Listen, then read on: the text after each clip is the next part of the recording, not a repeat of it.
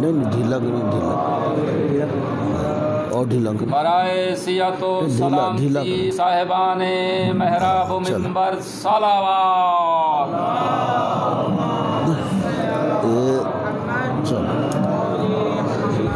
بس ٹھیک ہے. بار دیگر صلوات. صلی اللہ محمد فاتحہ. بسم اللہ الرحمن الرحیم. الحمد للہ رب العالمین الرحمن الرحیم مالک یوم الدین ایاک نعبد و ایاک نستعین اهدنا الصراط المستقیم صراط الذین انعمت علیہم غیر المغضوب علیہم ولا الضالین. بسم اللہ الرحمن الرحیم. قل هو اللہ احد اللہ الصمد لم یلد ولم یولد ولم یکن له کفوا احد. بسم اللہ الرحمن الرحیم. قل هو اللہ احد اللہ الصمد لم یلد ولم یولد ولم یکن له کفوا احد.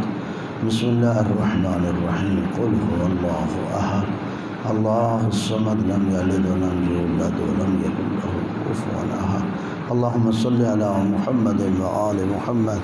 نعرہ تکبیر، نعرہ تکبیر، نعرہ رسالت، نعرہ رسالت، نعرہ حیدری، حیدری، نعرہ صلوات.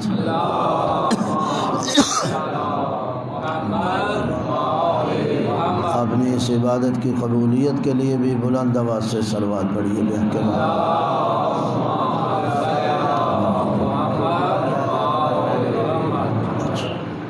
جن احباب مومنین دوستوں نے اس عبادت کا اہتمام، انتظام، انصرام فرمایا ہے، آپ تمام مومنین دور و نزدیک سے تشریف لائے ہیں.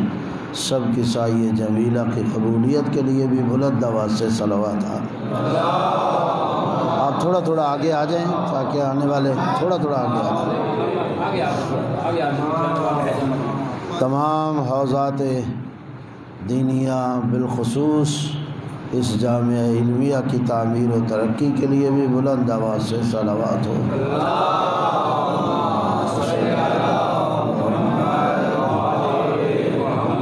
اس ادارے کے جتنے بھی علماء ہیں، طلباء، طالبات ہیں، جتنے بھی مومنین اس سے مربوط ہیں، تمام کی توفیقات میں مزید اضافے کے لیے بھی بلند آواز سے صلوات ہو.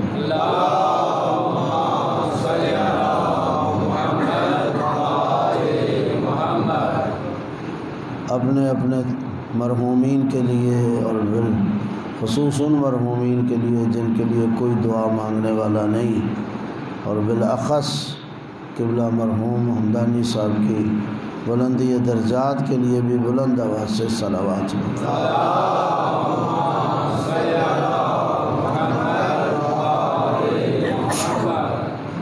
اپنے مریضوں کی شفا یابی کے لیے اور اپنی اپنی حاجات کی برآوری کے لیے بھی بلند آواز سے صلوات. صلی علی محمد و آل محمد. دشمنان اسلام خصوصاً امریکہ اور اسرائیل، یہود اور ہنود کی نابودی و بربادی کے لیے بھی صلوات ہو. صلی علی محمد. علماء اعلام، مراجع اسلام، رہبر معظم، قائد ملت جعفریہ، امام زمانہ کی بھی صحت و تندرستی، عافیت، آپ کے تعجیل ظہور کے لیے بھی بلند آواز سے صلوات. صلی علی محمد. اعوذ باللہ من الشیطان الرجیم. بسم اللہ الرحمن الرحیم. الحمد للہ رب العالمین والعاقبۃ للمتقین وجنت للموحدین المؤمنین المطیعین العارفین الکاملین والنار للمعاندین المخالفین المخاصمین المنکرین العاصین الحاسدین. ثم الصلاة والسلام على انبیائہ والمرسلین خصوصاً سید الاولین والآخرین سید العرب والعجم سیدنا نبینا شفیع ذنوبنا حبیب قلوبنا طبیب نفوسنا ابی القاسم محمد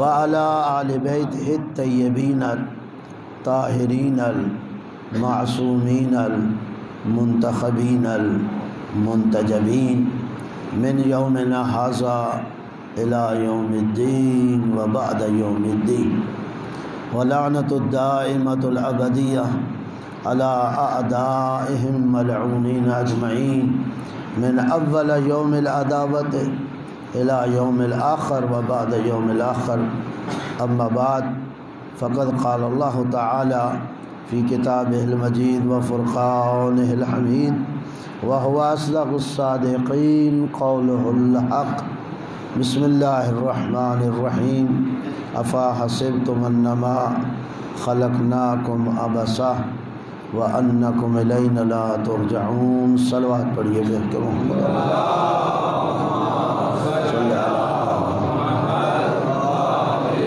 میرے نہایت ہی واجب الاحترام سامعین کرام حاضرین اعظام، خالق کائنات آپ کی ہماری اور بانیان عزا کی عیسائی جمیلہ کو اپنی عبادتوں میں شمار فرمائے۔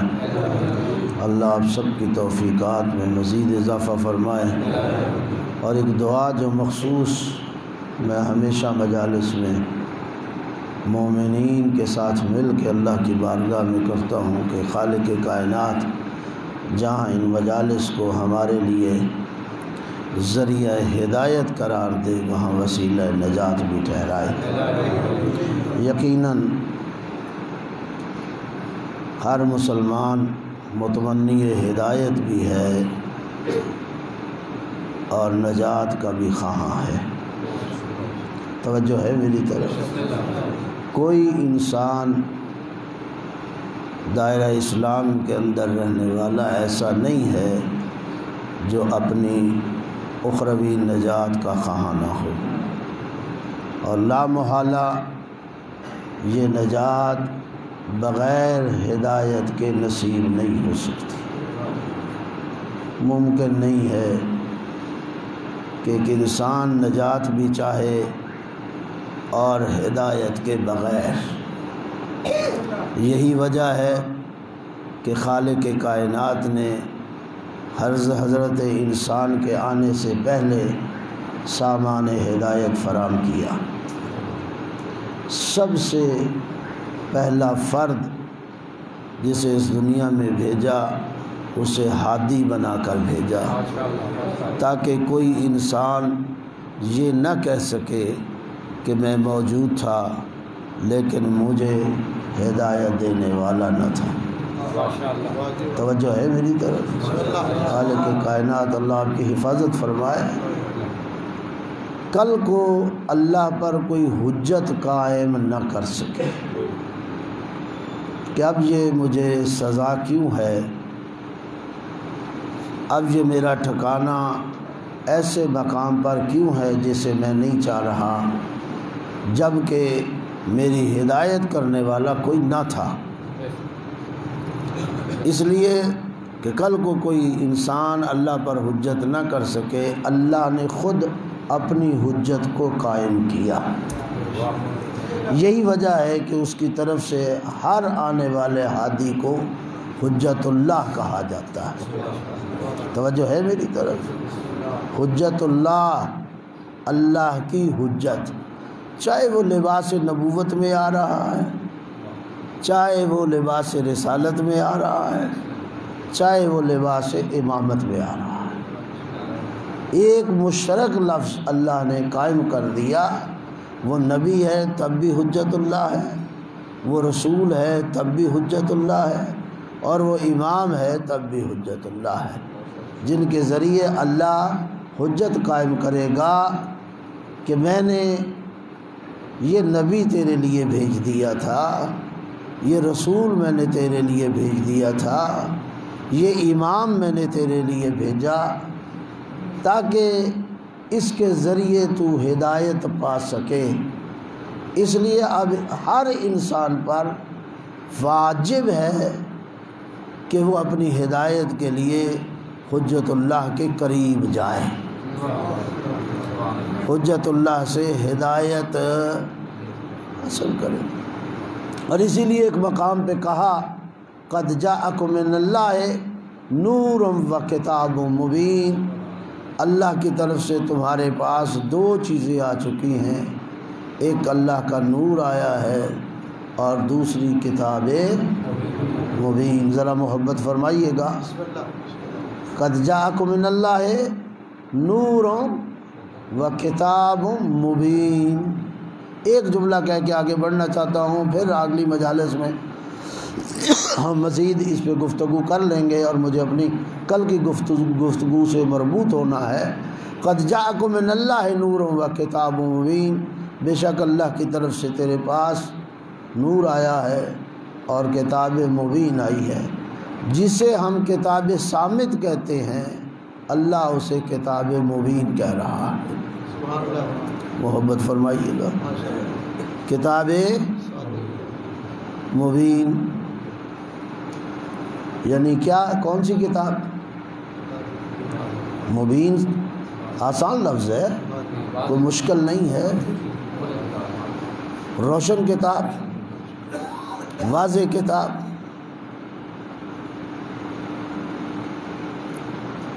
ایسی روشن کتاب ہے، ایسی واضح کتاب ہے کہ جب آپ اس کے قریب جائیں گے یہ سب کچھ بیان کر کے رکھ دے گی۔ توجہ ہے؟ اور پھر میں کیوں نہ اس مقام پہ یہ بات کہہ کے آگے بڑھ جاؤں گا، اور اس کی تفصیلات میں آج نہیں جانا، کہ جب اتنی روشن کتاب، اس قدر واضح کتاب کہ سب کچھ بیان کر رہی ہے، تو کیا ہم نے کبھی اس روشن کتاب سے کچھ روشنی لینے کی بھی کوشش کی ہے؟ اس قدر مبین کتاب سے ہم نے کچھ پوچھنے کی کوشش کی ہے، کچھ جاننے کی کوشش کی ہے، کچھ سمجھنے کی کوشش کی ہے، کچھ لینے کی کوشش کی ہے؟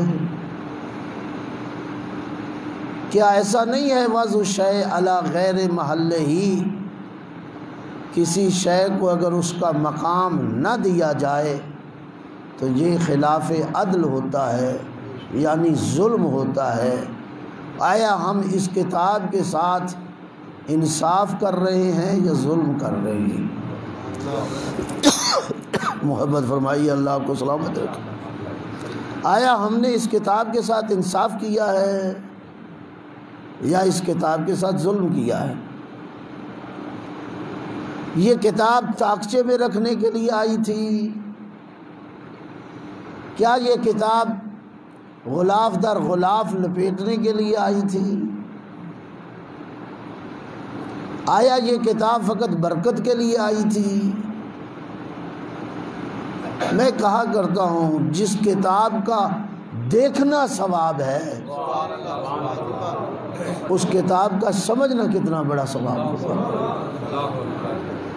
جی اللہ آپ کو سلامت۔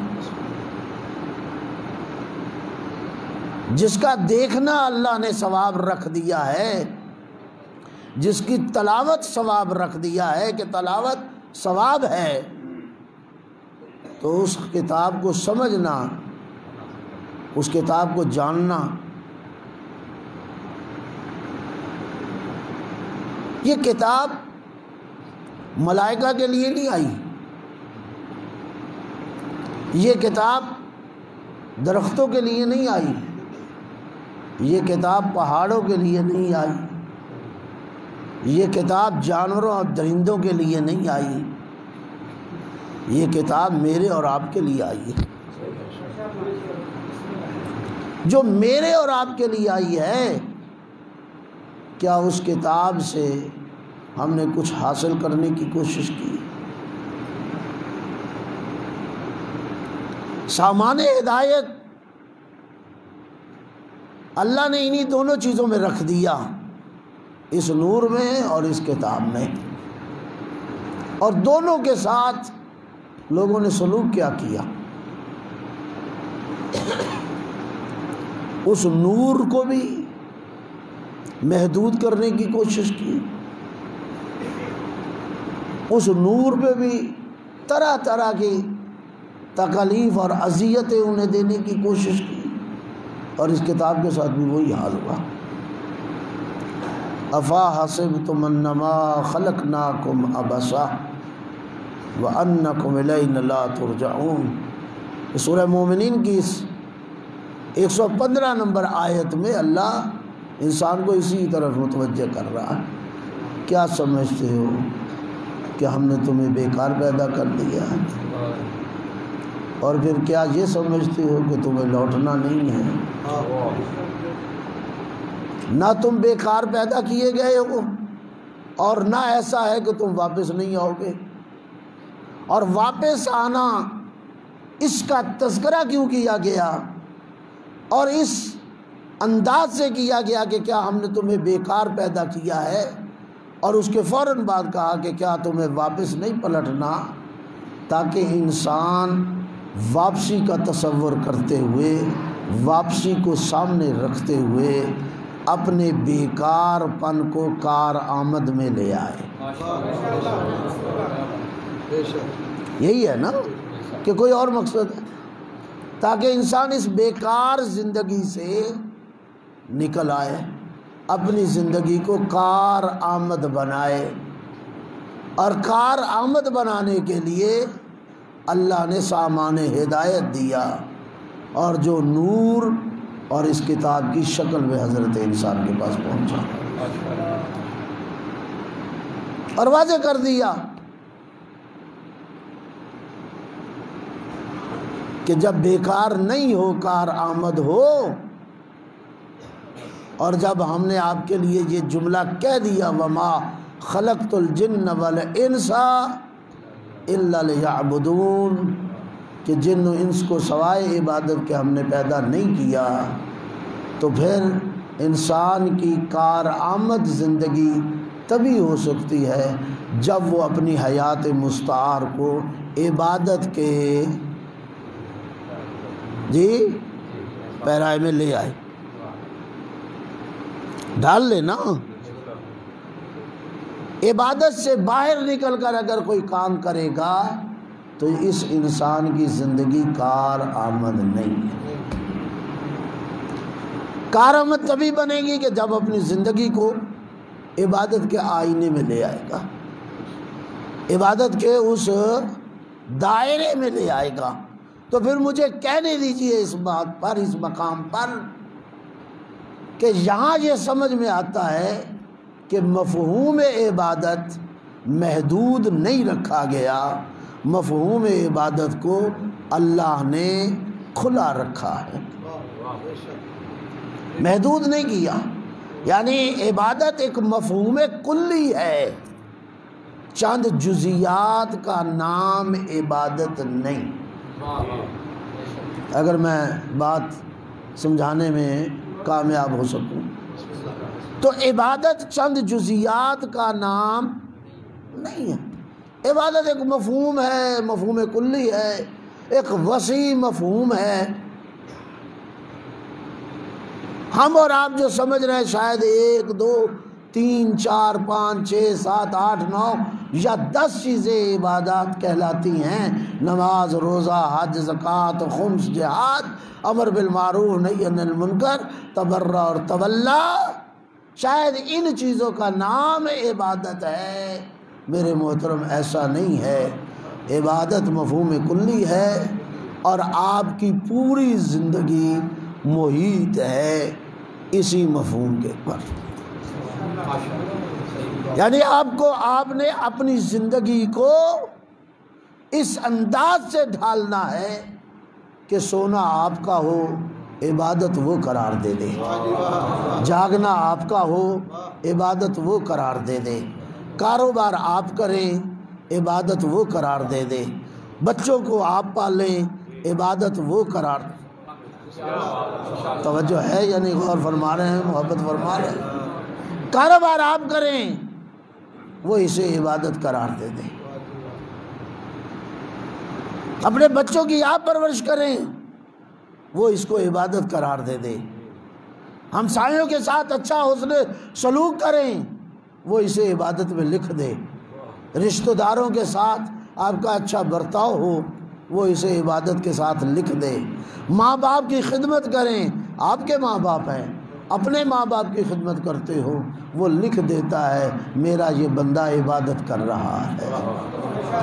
بھائیوں کے ساتھ آپ کا اچھا سلوک ہے، بھائیوں کے ساتھ آپ کا اچھا برتاؤ ہے، لیکن وہ لکھ رہا ہے یہ بندہ میری عبادت کر رہا ہے۔ اپنی اہلیہ کو خوش کر رہے ہو، اپنی زوجہ کے ساتھ ایک اچھی زندگی گزار رہے ہو، اپنی زوجہ کے ساتھ سختی نہیں کر رہے،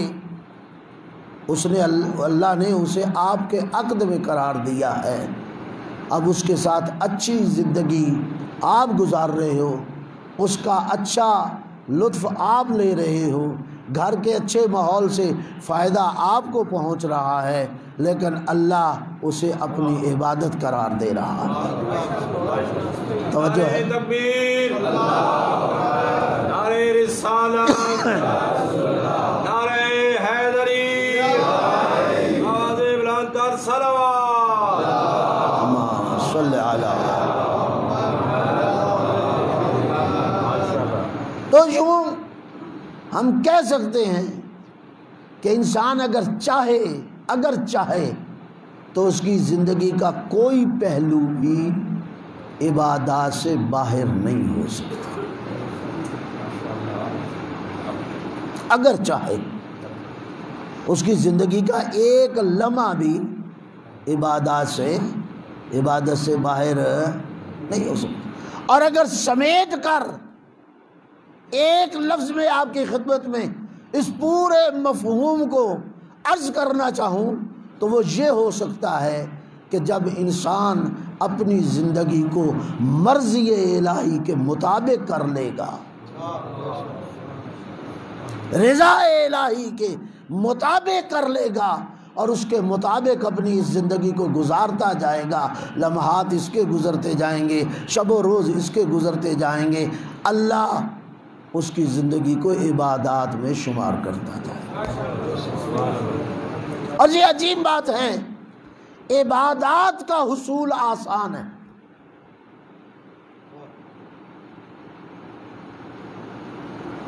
عبادت کا حصول آسان ہے، اور اس کے خلاف گناہوں کا حصول مشکل ہے۔ اگر آپ عبادت کو اور گناہ و معصیت کو سامنے رکھ کے تھوڑا سا غور کریں گے تو عبادت کا حصول آسان ہے اور گناہوں کا حصول مشکل ہے۔ ذرا بتائیے، جو مشکل ہے اس کو ہم نے اپنی زندگی میں کتنا آسان بنا لیا ہے، اور جو آسان ہے اسے ہم نے کتنا مشکل کر دیا ہے۔ میں سمجھا دیتا ہوں، عرض کر دیتا ہوں، واضح کر دیتا ہوں، کوئی ایسی بات نہیں ہے کہ میں نے یہی کہا ہے کہ عبادت کا حصول آسان ہے، معصیت اور خطا گناہوں کا حصول اس کی نسبت مشکل ہے۔ جو آسان ہے اسے ہم نے مشکل بنایا ہے، اور جو مشکل ہے اسے ہم نے آسان کیا۔ اس کی رحمت کی طرف دیکھیے، آپ عمل خیر انجام نہیں دے رہے ابھی، فقط آپ نے ابھی نیت کی ہے۔ توجہ ہے یا نہیں؟ اللہ آپ کو سلام۔ عمل خیر ابھی دور ہے، نماز پڑھی نہیں، روزہ ابھی رکھا نہیں، لیکن نیت کر لی ہے کہ اس ماہ رمضان کے پورے روزے رکھوں گا، نیت کر لی ہے کہ ہمسایوں کے ساتھ اچھا سلوک کروں گا، ابھی کیا نہیں، ماں باپ کی خدمت کروں گا، ابھی کی نہیں، لوگوں کے کام آؤں گا، ابھی کام آئے نہیں۔ خالق حکم دیتا ہے اپنے ملائکہ کو کہ اس کے نامہ اعمال میں لکھ دو. توجہ ہے یہ نہیں؟ غور فرمائیں. اس کے نامہ اعمال میں میں نے عرض کیا تھا نا مجالس ذریعہ ہدایت ہے، تو اسے ذریعہ ہدایت کو ہدایت کا ذریعہ بنانا بھی تو ہمارے ہی اختیار میں ہے. یہ کوئی نشہ نہیں ہے، یہ کوئی ریفریشمنٹ نہیں ہے، یہ مجالس کوئی چسکا نہیں ہے،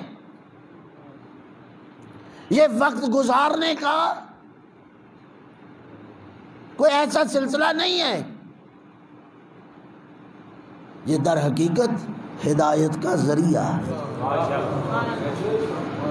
تو ہمیں ان مجالس سے ہدایت لینا ہے، اور مجالس کا قیام بھی اسی مقصد کے لیے ہوا. جہاں آپ سیرت ائمہ سے آگاہ ہوں، جہاں آپ کردار ائمہ سے آگاہ ہوں، جہاں ان کے مناقب اور فضائل سے آگاہ ہوں، جہاں ان کے اوپر گزرے ہوئے مصائب اور شدائد سے آپ آشنا ہوں، وہاں آپ رضا الہی کے بھی متلاشی ہو جائیں. کہا لکھ دو اس بندے نے نماز پڑھ لی ہے، اس نے روزہ رکھ لیا ہے، ابھی رکھا نہیں، ابھی پڑھی نہیں، ابھی ماں باپ کی خدمت کی نہیں، ابھی کسی یتیم کو، کسی مسکین کو، کسی غریب کی مدد کی نہیں. لکھ دو میرے بندے نے کر لیا ہے، لیکن اس کے مقابل گناہ ہے. نیت کرتا ہے، کہا نہیں لکھنا. اس کے لیے اقدامات کرتا ہے، کہا نہیں لکھنا. اس کے لیے قدم بڑھا دیتا ہے، کہا نہیں لکھنا. اس گناہ کے قریب پہنچ جاتا ہے، ابھی بھی نہیں لکھنا. گناہ کرنا شروع کر دیتا ہے، نہیں لکھنا. گناہ کر لیتا ہے، کہا نہیں لکھنا. نہیں غور فرمایا؟ توجہ ہے یہ نہیں؟ کر لیتا ہے، نہیں لکھنا. شاید میرا بندہ توبہ کر لے، شاید مغفرت کے لیے ہاتھ اٹھا لے، شاید شرمندہ ہو جائے، شاید اسے احساس پیدا ہو جائے، شاید اسے یہ پتہ چل جائے کہ تو نے خالق کا انکار کیا ہے، تم خالق کی رضا کے خلاف چلا ہے، اور یہ میری بارگاہ میں ہاتھ اٹھا دے تو میں تو اسے معاف کر دوں گا. کتنے گھنٹے معصیت اور گناہ کرنے کے بعد بھی اس انتظار میں ان ملائکہ کو رکھ دیا جاتا ہے جو لکھنے والے ہیں کہ ابھی نہ لکھو، شاید یہ شرمندہ ہو جائے. لیکن کتنا بد نصیب ہے وہ جسے احساس گناہ بھی نہیں. میں کبھی کہا کرتا ہوں کہ سب سے بڑا گناہ یہ ہے کہ گناہ کا احساس نہ ہو.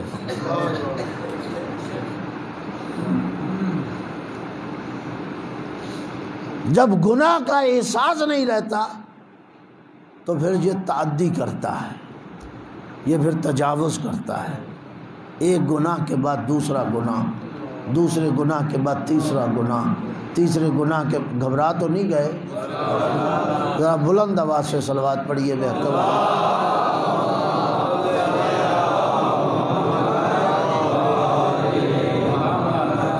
جہاں ہادیان الہی، حجج الہی کا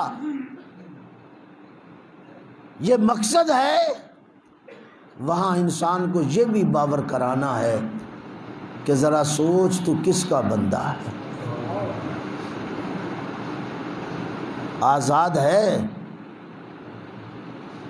آزاد ہے، تمہیں اختیار دیا ہے، لیکن یاد رکھ اس اختیار سے سوء استفادہ نہ کرنا.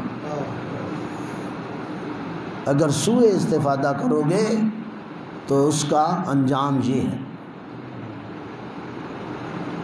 اور وہ انجام کیا ہے؟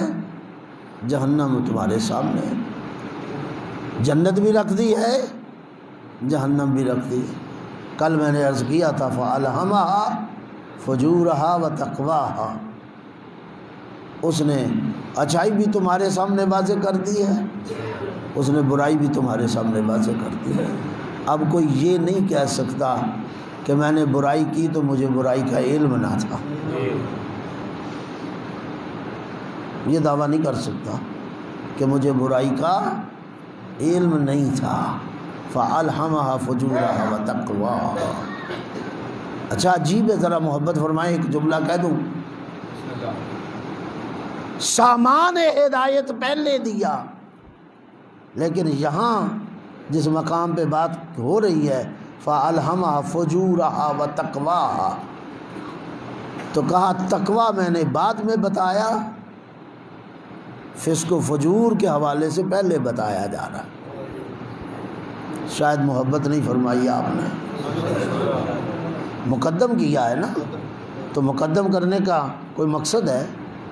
ایسے تو نہیں مقدم کیا، میری طرح آپ کی طرح تو نہیں اللہ کتابیں لکھ دیتا یا باتیں کر دیتا، یا کل جو میں نے عرض کیا تھا وہ ایسا تو نہیں کرتا خلاف عدل کہ مفضول کو فاضل پر مقدم کر دے۔ اگر کسی چیز کو مقدم کر رہا ہے تو تب بھی کوئی مقصد ہے، اگر کسی چیز کو مؤخر کر رہا ہے تو تب بھی اس کا کوئی مقصد ہے، تاکہ یہ انسان کل کو یہ نہ کہہ سکے کہ مجھے تقوی کا تو پتہ تھا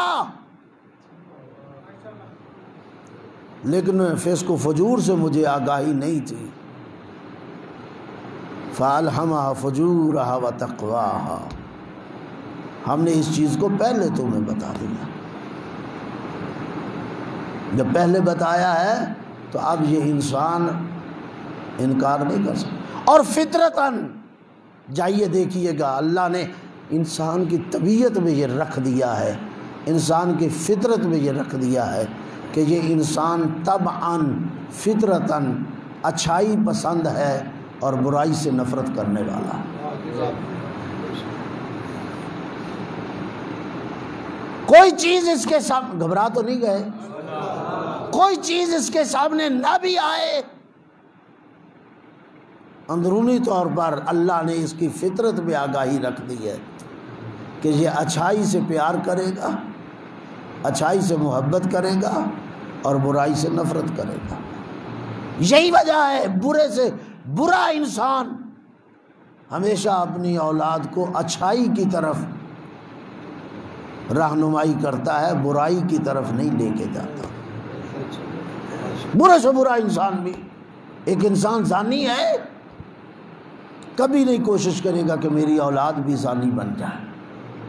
چور ہے، کبھی نہیں چاہے گا کہ میری اولاد بھی چور ہو جائے۔ جھوٹ بولنے والا کبھی نہیں چاہے گا کہ میری اولاد جھوٹ بولے۔ برائی کرنے والا کبھی نہیں کہے گا کہ میری اولاد بھی برائی کرے، بلکہ کوشش کرے گا کہ میں تو برائی کر رہا ہوں، میری اولاد بچ جائے۔ نہیں غور فرمایا؟ توجہ کی ہے یا نہیں کی؟ یعنی طبعاً فطرتاً انسان اچھائی پسند ہے اور برائی سے نفرت کرتا ہے۔ یہ فطرتاً طبعاً اچھائی پسند ہونا اور برائی سے نفرت کرنا یہ کہاں سے آ گیا؟ اس فطرت میں کس نے رکھا ہے؟ نہیں غور فرمایا؟ اس طبیعت میں کس نے اس شے کو پیدا کیا ہے؟ یہ شعور حضرت انسان کو کس نے دیا ہے؟ یہ عقل کس نے دی ہے کہ جس کے ذریعے وہ فارق ہے، فرق کر رہا ہے کہ یہ اچھائی ہے اور یہ برائی ہے، یہ صحیح ہے اور یہ غلط ہے؟ اسی لیے علماء کہتے ہیں کہ اگر ظاہری حجت بھی اس کے پاس نہ پہنچے تو اس عقل کی بنا پر قبر کے اندر اس سے سوال کیا جائے گا، محشر میں اس سے پوچھا جائے گا اس عقل کی بنیاد پر کہ ہم نے تو تیری فطرت میں رکھ دیا تھا۔ فَأَلْهَمَهَا، یہ کیا ہے؟ فَأَلْهَمَهَا فُجُورَهَا وَتَقْوَاهَا۔ اب یہ تو نہیں کہہ سکتا کہ ظاہری حجت میرے پاس نہیں پہنچی، یا میں اس کے قریب نہیں جا سکا، نہیں، ہم نے ایک حجت باطنی اس 4 ہڈیوں کے درمیان تجھے دے دی ہے، یہ شعور اور یہ احساس تمہیں دے دیا ہے، تو برائی کرے گا بھی تو یہ احساس تمہارے ضمیر کے طریقے سے تمہیں مار دیتا رہے گا، اور تو کہے گا یار میرا ضمیر اس بات کو نہیں مانتا، میرا ضمیر ملامت کر رہا ہے۔ یہ ملامت جو کر رہا ہے ضمیر، یہ قوت دی کس نے؟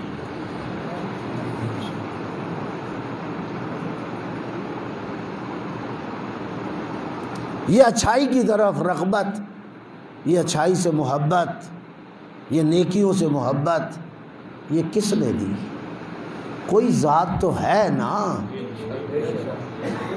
جو یہ قوت انسان کو دے رہا ہے، اسی ذات کا نام ہی تو خالق ہے، اسی ذات ہی کو تو مالک کہتے ہیں، وہی ذات تو تیری پالن ہار ہے، وہی ذات ہی تو مسبب الاسباب ہے، وہی ذات تو رب ہے، وہی ذات تو اللہ ہے، وہی ذات خالق ہے، وہی ذات مالک ہے۔ جو ذات اتنی پیاری ہے اور جو تیرے اتنے قریب ہے، تو اس سے کتنا دور ہے؟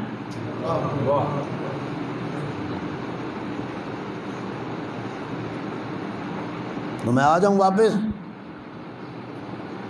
اور اپنی گفتگو کو مربوط کرتا چاہوں کہ مفہوم عبادت چند جزیات پر نہیں ہے، بلکہ ایک وسیع مفہوم ہے، ایک کلی، اور اسی لیے ہم اپنی ان مجالس کو بھی عبادت کہتے ہیں، اور یقیناً یہ عبادت ہے، ذریعہ عبادت بھی عبادت ہوا کرتی ہے، نہیں غور فرمایا؟ ذریعہ عبادت بھی عبادت ہے، اور اگر یہ ذریعہ عبادت ہے اور جس سے آپ انکار نہیں کر سکتے، تو پھر ماننا پڑے گا مجالس سے اعضاء عبادات کا حصہ ہے۔ اس لیے ہم ہمیشہ دنیا کو یہ آگاہی دیتے رہتے ہیں کہ یاد رکھو یہ مجالس ہماری عبادات ہیں، کوئی رسم و رواج نہیں ہے۔ اور یاد رکھیے عبادات میں رسم و رواج کام نہیں کیا کرتے، پتہ نہیں میں بات سمجھا رہا ہوں اور دوست محبت فرما رہے ہیں؟ عبادات میں آپ کے رسم و رواج کام نہیں کر سکتے، اور اگر یہ عبادت ہے اور عادت نہیں ہے تو پھر کوشش کریں اس عبادت کو عبادت رہنے دی جائے۔ جب یہ عبادت عبادت ہو رہے گی، یہ اثر انداز ہوگی، اس کا اثر ہوگا۔ میں بڑی گہری بات کرنے لگا ہوں، الفاظ بڑے آسان ہیں، الفاظ کے لحاظ سے کوئی مشکل بات نہیں ہے، گہرائی کو سمجھنے کی کوشش کی۔ جب یہ عبادت عبادت رہے گی، اثر انداز ہوگی، اور جب آپ اس کو عبادت سے نکال دیں گے تو یہ اپنا اثر چھوڑ جائے گا۔ آج فیصلہ کر لیجئے، اگر اس مجلس سے نکلنے کے بعد اس مجلس کا اثر نہیں ہو رہا تو پھر مان لیجئے کہ میں نے آپ نے اس عبادت کو عبادت نہیں رہنے دیا، اس ذریعہ ہدایت کو ہدایت کا ذریعہ نہیں رہنے دیا۔ اگر یہ ذریعہ ہدایت ہوتا تو پھر ایسا ممکن نہیں تھا کہ مجلس سے نکلوں اور اس سے کوئی اثر لے کے نہ نکلوں۔ اور اگر ایک انسان 10 دن عشرہ مجالس سنے اور اس کے دامن میں کوئی تبدیلی نہ آئے، اس کے گھبرا تو نہیں گئے؟ اگر متوجہ ہیں تو بلند آواز سے صلوات پڑھیے گا۔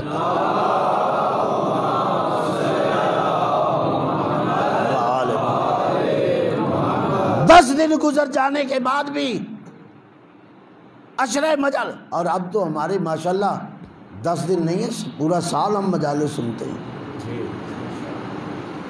یہ 2.25 مہینے تو مسلسل محرم، سفر، 8 ربیع الاول تک مجالس ہوتی ہیں یا نہیں ہوتی جی؟ اور پھر سال بھر کی مجالس جمع کر لیجیے۔ تو کیا وجہ ہے؟ تبدیلی کیوں نہیں آتی؟ فرق کیوں نہیں پڑ رہا؟ جو میرے بزرگ حضرات بیٹھے ہیں، اللہ انہیں طول عمر دے اور صحت تندرستی کے ساتھ، ذرا پوچھئے نا ان بزرگوں سے، آج سے 50-60 سال پہلے کی مجالس اور آج کی مجالس میں کیا فرق ہے؟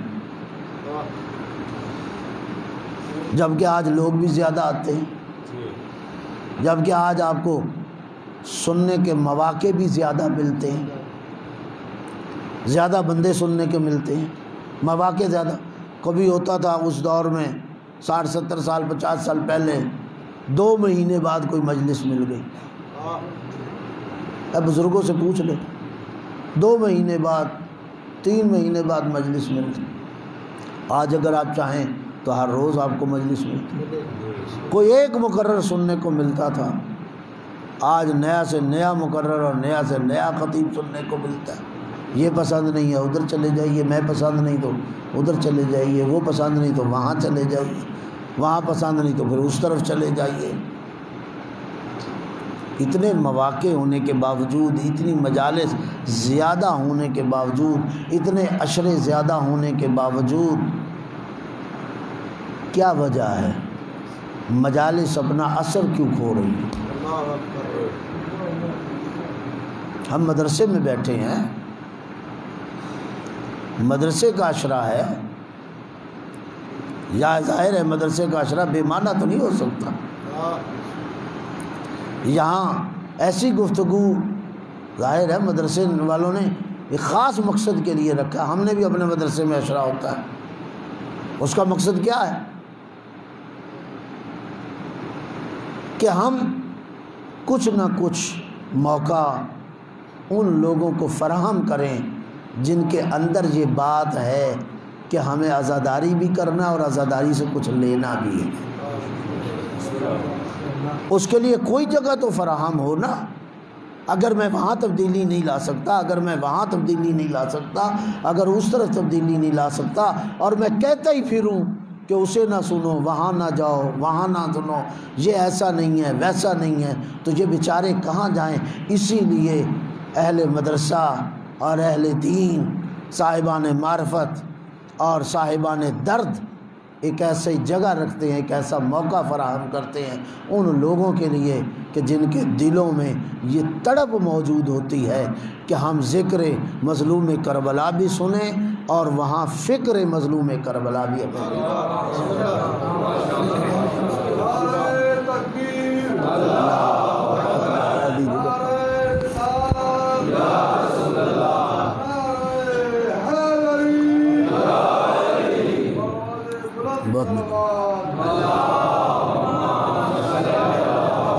اللہم صلی علی محمد۔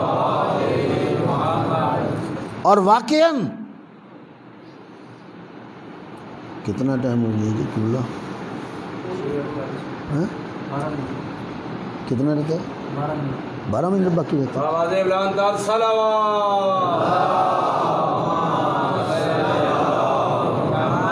12 منٹ رہ گئے اور میں اپنے کل کے موضوع کے مربوط نہیں ہو سکا۔ بہرحال کوشش کریں گے کل والے مجلس میں ملا دیں۔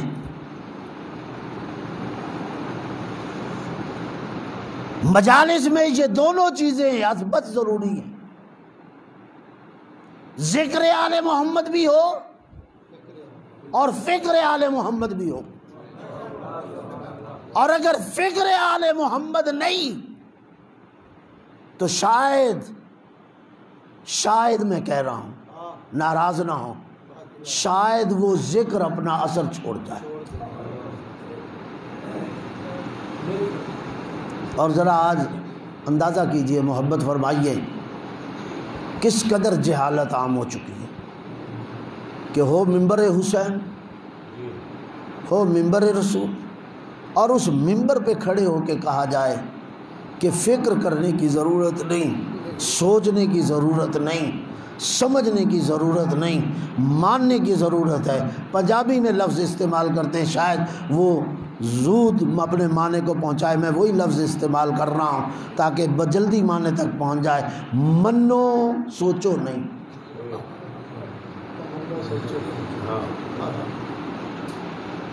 ہماری اکثر مجالس میں جو ہوتا ہے منو سوچو نہیں۔ مجھے انصاف سے بتائیے، جس چیز کے لیے سوچنا ہی نہیں اس کا ماننا کیسے آسان ہو سکتا ہے؟ محبت تو فرمائے نا، جس چیز کے بارے میں آپ نے سوچنا ہی نہیں، فکر ہی نہیں کرنی، کیسے آپ منوا سکتے ہیں اس چیز کو؟ مولا کائنات امیر مومنان صلی اللہ علیہ وسلم حضرت علی بن ابی طالب یہ فرماتے ہیں، لا عبادت کا تفکر، سوچنے سے بڑی عبادت کوئی نہیں۔ سوچ پیدا ہوگی تو اسے معبود سمجھو گے، خود کو عبد سمجھو گے۔ سوچ پیدا ہوگی تو لا الہ الا اللہ کہو گے، سوچ پیدا ہوگی تو محمد رسول اللہ کہو گے، فکر پیدا ہوگی تو علی ولی اللہ پڑھو گے۔ اگر یہ سوچنا ہی نہیں تو پھر توحید کیسے سمجھ میں آئے گی؟ نبوت اور رسالت کیسے سمجھ میں آئے گی؟ پھر امامت و ولایت کیسے سمجھ میں آئے گی؟ نعرہ لگا لینا امامت و ولایت کا کافی نہیں، اور وہ بغیر سوچے سمجھے، بغیر سوچے سمجھے نعرہ لگا لینا ولایت امامت کا کوئی فائدہ نہیں۔ قرآن مجید فرقان حمید میں اسی لیے خالق کائنات بار بار انسان کو اس کے عقل کی طرف متوجہ کرتا ہے، فَأَعْتَبِرُ يَا أُولِي الْأَبْصَارِ فَأَعْتَبِرُ يَا أُولِي الْأَلْبَابِ، بار بار بار بار جھٹکے دے رہا ہے، وہ عقل رکھنے والوں عقل کرو، وہ شعور رکھنے والوں کچھ سمجھنے کی کوشش کرو۔ اور ہمارے منبر پہ کہا جاتا ہے کہ منو، سوچو، سمجھو۔ میں غلط تو نہیں کہہ رہا، ایسا ہے یا نہیں ہے بھائی؟ ایسا ہی ہے نا، تو پھر مجالس میں فرق کرو۔ وہ کون سی مجالس ہیں جو آپ کو جہالت کی طرف لے جا رہی ہیں، اور وہ کون سی مجالس ہیں جو آپ کو جہالت سے نکال کر، تاریکی سے نکال کر ایک روشنی اور ہدایت کی طرف لے جا رہے ہیں؟ یہ مجالس ہدایت کا ذریعہ ہیں، اور جہاں روکا جائے کہ سوچنا نہیں تو پھر وہ مجلس ذریعہ ہدایت کیسے ہو سکتی ہے؟ اور جب ذریعہ ہدایت نہیں ہوگی تو پھر وسیلہ نجات کیسے بن سکتی ہے؟ کیسے بن سکتی وسیلہ نجات؟ اگر نجات چاہتے ہو اور چاہتے ہو یہ وسیلہ نجات بنے تو پھر اس ذریعہ کو ذریعہ ہدایت بناؤ، اس سے ہدایت لو۔ اسی ہدایت کو قائم رکھنے کے لیے اتنی قربانیاں دینا پڑی، اور یہ لفظ آسان ہے کہہ دینا۔ ایام غم ہیں، ایام عزا ہیں، یہ ذرا ان سے پوچھو نا جنہوں نے یہ قربانیاں دی ہیں۔ میں ایک جملہ میں نے مقتل میں پڑھا ہے، کبھی سر اٹھا کے نہ چلنے والا، ہمیشہ حسین ابن علی جب مدینہ کی گلیوں میں چلتے تھے نا، سر کو جھکا کے چلتے تھے، سر کو جھکا کے چلتے، کبھی ہماری طرح ایسے اسے نہیں چلتے تھے۔ ہمیشہ مدینے کی گلیوں میں جب چلنا، بازاروں میں نکلنا، گھر سے باہر نکلنا، اس تمام ائمہ کا یہ شیوا رہا، سر جھکا کے چلنا۔ لیکن آج جب ولید کے دربار سے واپس آ رہے ہیں نا تو سر جھکایا ہوا نہیں، سر اٹھا کے چل رہے ہیں، کبھی اس گلی کو دیکھ رہے ہیں، کبھی اس گلی کو دیکھ رہے ہیں، کبھی اس راستے کی طرف، اور رو کے کہہ رہے ہیں اے مدینہ آج حسین کو دیکھ لو، اس کے بعد تم حسین کو دیکھ نہیں سکتے، حسین تو بھی نانے کا شہر دیکھ لے، آج کے بعد تو بھی نانے کا شہر دیکھ نہیں سکے گا۔ میں نے جملہ کہہ دیا، آپ نے سن لیا۔ یہ تو اس سید سے پوچھو، سید الشہداء سے پوچھو نا، جس سے مدینہ چھوڑنا آسان نہ تھا۔ یہی وجہ ہے کبھی نانا کی قبر پہ جاتا ہے، کبھی بھائی کی قبر پہ پہنچتے ہیں، کبھی ماں کی قبر پہ جاتے ہیں۔ نانا وہ حسین تیرے پاس آیا ہے، نانا اب تیرے کلمہ پڑھنے والے حسین کو مدینہ میں رہنے نہیں دے رہے، نانا ذرا مجھے اپنے سینے کے ساتھ لگا لے گا۔ علماء نے ایک جملہ لکھا ہے جو آپ کو ہدیہ کر رہا ہوں، مقتل صاحبان مقتل نے، عجیب جملہ ہے، درد سے بھرا ہوا۔ لکھتے ہیں کہ جب نانا کی قبر پہ حسین جا رہے تھے نا، قدم جما کے جا رہے تھے، ٹھہراؤ تھا قدموں میں، جما کے قدم جا رہے تھے۔ لیکن جب نانا کی قبر سے ماں کی قبر کی طرف گئے ہیں نا، تو اب حسین کے قدموں میں ٹھہراؤ نہیں ہے، اب حسین قدم جما کے نہیں چل رہے، بلکہ ماں کی قبر پہ دوڑ کر پہنچے اور قبر مادر سے لپٹ گئے۔ اے اماں ذرا دیکھ، وہ حسین آیا ہے جسے تو نے جھولے جلا کے پالا ہے، چکی چلا کے پالا ہے، جس کے لیے تو رات کو جاگتی رہتی تھی، آج اٹھ ذرا دیکھ، تیرا حسین مدینہ چھوڑ رہا ہے۔ علماء نے لکھا ہے قبر جناب سیدہ ہل رہی تھی، اور یہ آواز بعض علماء نے لکھی آئی کہ حسین تو اکیلا مدینہ نہیں چھوڑ رہا، تیری ماں بھی تیرے ساتھ مدینہ چھوڑے، جہاں جہاں تو جائے گا تیری ماں تیرے ساتھ جائے گی۔ یہی وجہ ہے کہ ایسے واقعات ہمیں ملتے ہیں، کہیں فلاں جگہ سیاہ برقعے میں بی بی ہے، کہیں فلاں جگہ سیاہ برقعے میں بی بی ہے، کہیں فلاں جگہ سیاہ برقعے میں بی بی ہے۔ کیوں؟ جب پتہ چلتا ہے تو یہ کوئی اور نہیں ہے، دختِ پیغمبر ہے، سیدہ طاہرہ ہے، فاطمہ زہرا ہے۔ آئے گھر آئے نا، میں نے کل بھی پڑھا تھا کہ ثانیہ زہرا دروازے پہ کھڑی تھی، بیٹھی نہیں تھی، آرام سے نہیں بیٹھی تھی، اس لیے کہ باپ کے حالات سے واقف تھی، ماں کے حالات سے واقف تھی، بھائی حسن کے حالات سے واقف تھی۔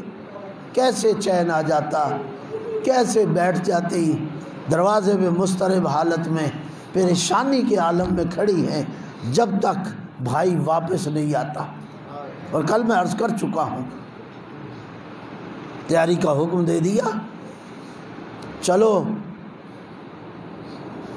ہاں تیار ہو جاؤ، لیکن ایک بات عجیب کر دی اپنی بہن سے، بہن زینب یہ درست ہے تو میرے ساتھ شریک ہوگی، لیکن ایسے نہیں، تیرا شوہر موجود ہے، جا اپنے شوہر سے پہلے اجازت دے۔ حالانکہ آپ جانتے ہیں کہ ثانیہ زہرا نے اپنے نکاح کے وقت یہ شرط رکھی تھی کہ بابا میری یہ شرط ہے، عبداللہ سے پوچھ لیجئے کہ اگر یہ شرط قبول ہے تو بابا اس نکاح کو کر دیجئے۔ بیٹا وہ شرط کیا ہے؟ کہا یہ شرط رکھی ہے، اگر زندگی میں کہیں میرا بھائی حسین مدینہ چھوڑ دے تو پھر میں اپنے بھائی کے بغیر زندہ نہیں رہ سکتی، مجھے اس وقت اجازت دے دی جائے کہ میں اپنے بھائی کے ساتھ چلی جاؤں۔ بس حضرت آران حسینی خالق آپ کی عبادت کو قبول کرے، باوجود اس کے کہ شرط رکھی تھی، کہہ سکتی تھی کہ میں نے تو شرط رکھی ہے، مجھے کوئی پریشانی اجازت لینے کی ضرورت نہیں ہے، لیکن جب بھائی کہہ رہا ہے جواب نہیں دیا، سر جھکا کے چل پڑی اپنے گھر کی طرف۔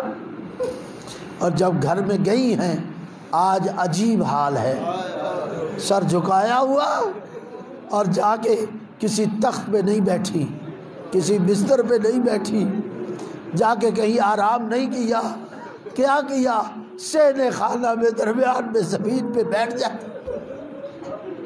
بس چند جملے آپ کی خدمت پیش کرنا، سینے خانہ میں بیٹھ جاتی ہے سر جھکا کے۔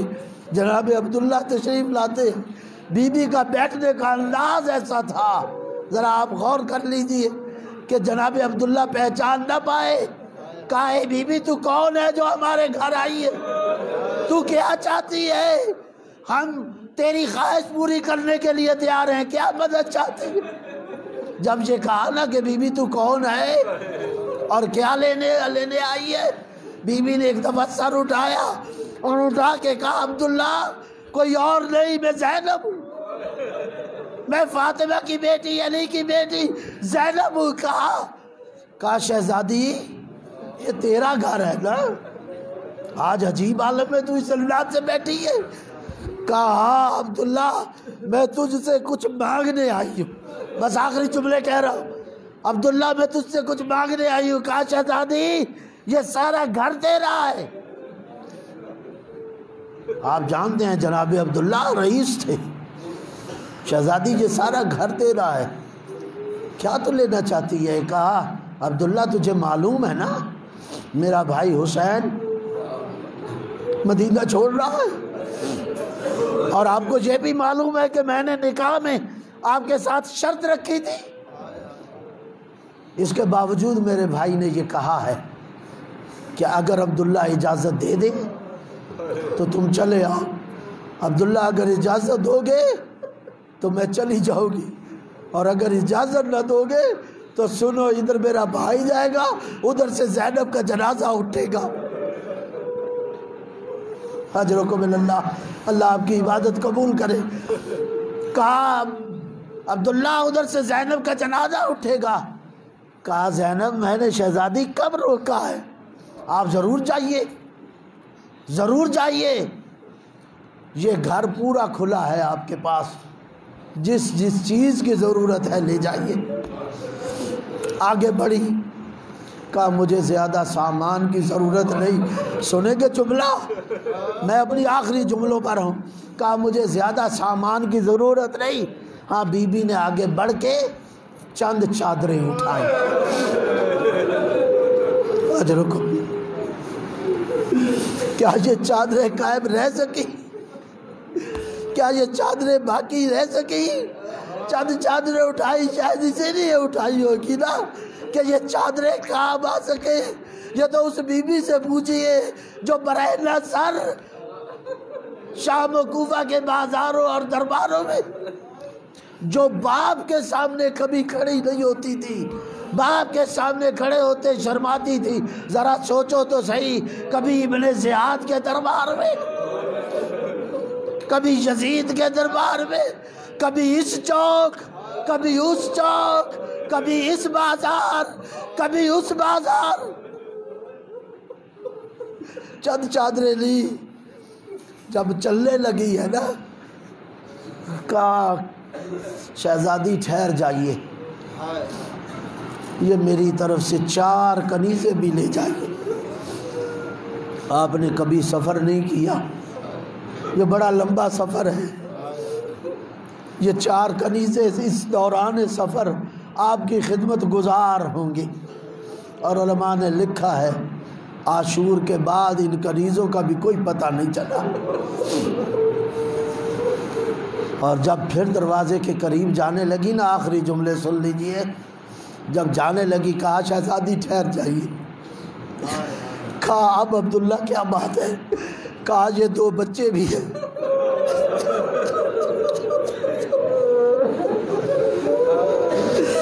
کہا یہ 2 بچے بھی ہیں، انہیں بھی لے جائیے، ہو سکتا ہے تمہیں قربانی کے لیے ضرورت پڑے، جب حسین پر قربان کرنے کے لیے، تو یہ 2 بچے ہیں۔ ہاں شہزادی ایک بچہ اپنی طرف سے قربان کر دینا، ایک بچہ میری طرف سے قربان کر دینا۔ کل میں نے جملہ کہا تھا کہ شہزادی نے کہا حسین تو بھی بچے قربان کرے گا، میں بھی 2 بچے قربان کروں گی، ہاں مگر فرق یہ ہوگا تیری نسل باقی رہے گی۔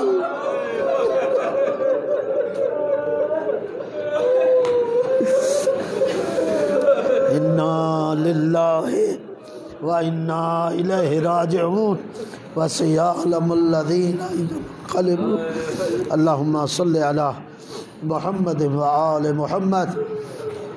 میرے مالک ہماری اس قلیل مگر عظیم عبادت کو اپنی بارگاہ میں قبول فرما، میرے مالک سایہ جمیلہ کو قبول فرما، بانیان عزا کی اس صف عزا کو اپنی بارگاہ میں قبول فرما، آنے والے جتنے مومنین ہیں ان کی سایہ جمیلہ کو قبول فرما، اس ادارے کو دن دگنی رات چوگنی ترقی عطا فرما، یہاں جو بچیاں پڑھ رہی ہیں انہیں کامیابی و کامرانی عطا فرما، اس مدرسے کے ساتھ جتنے علماء ہیں جتنے کارمندان ہیں سب کی توفیقات میں اضافہ فرما، میرے مالک ان کی سائی کو اپنی بارگاہ میں قبول فرما، جتنے مومنین اس ادارے کے ساتھ معاونین ہیں میرے مالک ان کی اس سائی کو قبول فرما، ان کی توفیقات خیر میں مزید اضافہ فرما، میرے مالک بالخصوص قبلہ مرحوم کے درجات بلند فرما، میرے مالک ان کی قبر ہمیشہ نورانی فرما، میرے مالک قبلہ مرحوم کے خاندان کی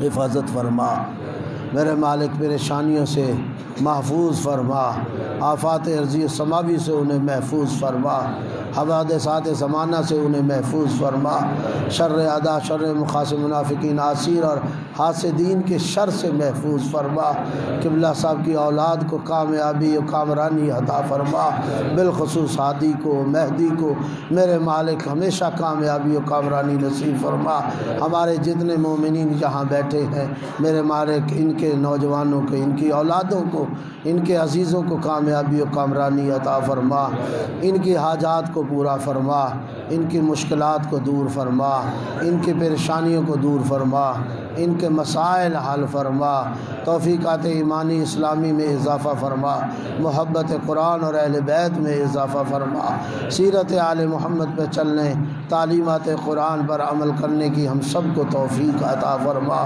واجبات کو ادا کرنے محرمات سے بچنے کی ہم سب کو توفیق عطا فرما، ملک کی حفاظت فرما، اس کی سرحدوں کی حفاظت فرما، فرقہ واریت دہشت گردی سے محفوظ فرما، مقامات مقدسہ شاعر الہی کی حفاظت فرما، میرے مالک علماء اعلام مراج اسلام رہبر معظم قائد ملت جعفریہ امام زمانہ کا سایہ ہمارے سروں پہ قائم اور دائم فرما، آقا اور مولا کے جانثاروں میں شمار فرما، آقا اور مولا امام زمانہ کا جلد از جلد ظہور فرما، اللہم صلی علی محمد